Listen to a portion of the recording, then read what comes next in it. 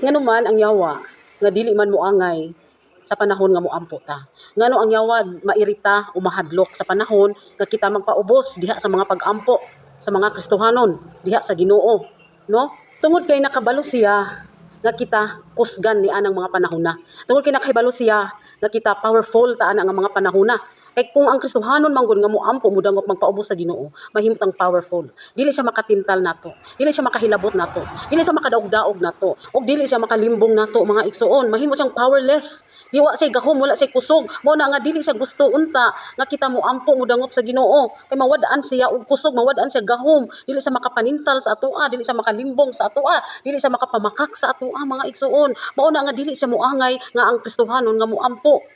Kay ang tanan niyang plano, no? Ang tanan niyang gipanday nga plano maguba ang plano sa kaaway. Maguba ang iyahang dugay nang gipanday sa imong kinabuhi nga mao na iyang buhaton sa imuha, maguba og dili siya makapenetrate sa imuhang kinabuhi mga igsuon.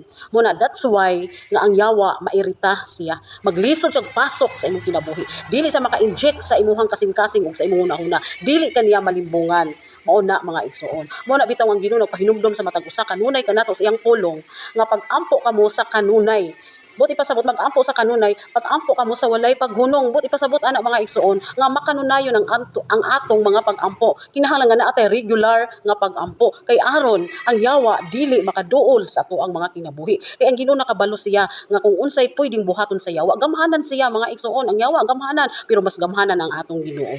No? Gamhanan siya ug walay bawot ang tao. Kabalong Ginoo ana wala tay bawot. Kay espiritu pod ang yawa mga igsuon, espiritu. Nya kita tawra ta sa Ginoo lang ta nagsalig. Mao na nga paampuon ta kanunay sa Ginoo. Kay sa panahon nga moampo ta diha mo dahili ang gahom sa Ginoo diri nato. Adunay cover sa atong mga kinabuhi. Kabiran ta sa hamiling dugo sa atong Ginoo mga igsuon. Mao na nga maglisod gyud og pasok ang yawa kung ang Kristohanon nga mainampuon. Maulang na nga pamaagi nga masuklan nato ang yawa. Prayer lang yun mga igsuon. Prayer lang yun mga igsuon kay adunay gahom diha sa mga pag-ampo. Kung ang Kristohanon may nampuon gamhanan ta mga igsuon. Dili ta kayang daldalon sa kaaway, dili kayang gubaon sa kaaway ang atong mga kinabuhi. Ingon nga Kristohanon, dili gid siya mulampos sa iyang mga plano. Mo na nga dili siya gusto nga moampo ta. Mo na mag-ampo ta sa kanunay, pag-ampo kamo sa walay paghunong. Kay ang yawa dili baya siya mohunong. Dili siya muhunong og tintal, dili siya muhunong og pamuhat sa atong kinabuhi. So kita dili pud ta muhunong sa pag-ampo kay pag once nga mahimo tang mainampuon, powerful kaayo ta mga igsoon ug kauban nato kanunay ang Ginoo. Magpa-cover ta kanunay sa atong buhi na Dios pinaagi sa atong mga pag-ampo. Maulang na atong buhaton mga igsoon ayog kumpiyansa sa yawa kay ang yawa dautan kaayo. Malimbongon kayo ang yawa, gusto niya gubaon ang imong kalipay, gusto niya gubaon ang imuhang kinabuhi, gubaon imong kadasig sa pagpangalagad, gusto niya kuhaon ang tanan nimong kadasig, ang imong gugma diha sa Ginoo. Mao na nga atong buhaton mga igsoon pag-ampo sa walay paghunong kay aron kabiran ta sa hamiling dugo sa Dios. Siya lang ang tubag ni anong tanan mga igsoon. God bless mga igsoon.